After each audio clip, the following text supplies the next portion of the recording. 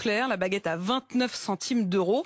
Est-ce que vous dites oui, tant mieux, ça permet aux plus modestes de pouvoir acheter des baguettes pas chères? Ou est-ce que vous dites non, pas question, ça casse les prix et il faut défendre les artisans boulangers? Écoutez, je comprends très bien qu'il y ait des gens qui soient très contents d'acheter leur baguette à 0,21 centimes parce que ça fait un moins dans le budget. Je comprends très bien ça.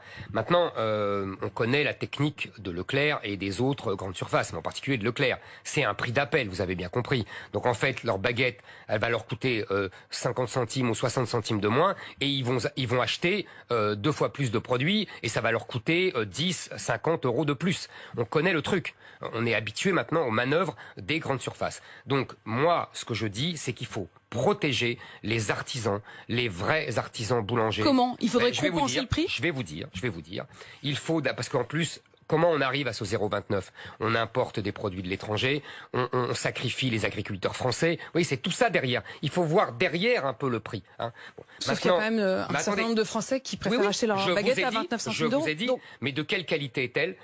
Qu'est-ce que ça sacrifie comme producteur, comme agriculteur français et comme boulanger artisan? Bon, moi, oui, j'ai pas mal de mesures pour protéger les artisans de centre-ville. Alors dites-nous. Par exemple, j'arrête toute création de grandes surfaces aux entrées des villes.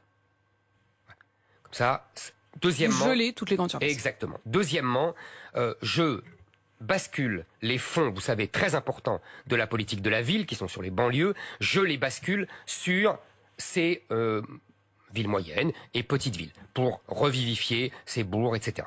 Troisièmement, pour les artisans, je propose d'augmenter le plafond de l'IS à taux réduit. Au-delà de ces termes technocratiques, qu'est-ce que je veux dire? Je veux dire, vous savez, aujourd'hui, il y a deux impôts sur les sociétés. Le tarif normal, 25%, et le tarif réduit à 15%. Sauf que le tarif réduit, il ne s'applique que jusqu'à un plafond de 36 000 euros de bénéfices. Vous le faites sauter? Moi, je dis, il faut augmenter ce plafond jusqu'à 300 000 euros, comme ça, tous les petits commerçants, les artisans qui font du bénéfice pourront payer un tarif réduit. Et du côté